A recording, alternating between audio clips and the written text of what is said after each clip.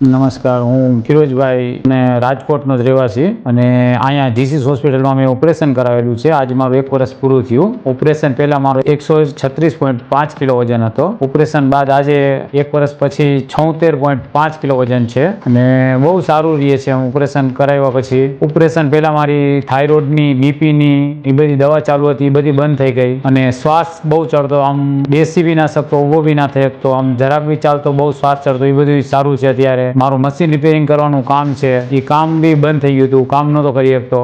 અત્યારે 2-3 મહિનાથી એ બી કામ ચાલુ કર્યું છે. બહુ સારું છે. અને જીસીસ હોસ્પિટલમાં મેહુલ સાહેબે ઓપરેશન કર્યું, બહુ જ કંઈ તો કામ સારું છે. આમ આપણે માણસ વિચાર કરે છે કે અમદાવાદ જાય કે વहाँ જાય, પણ મને તો બહુ સંતોષ એવો થયો કે ભાઈ હું ના ગયો એ બહુ સારું કર્યું.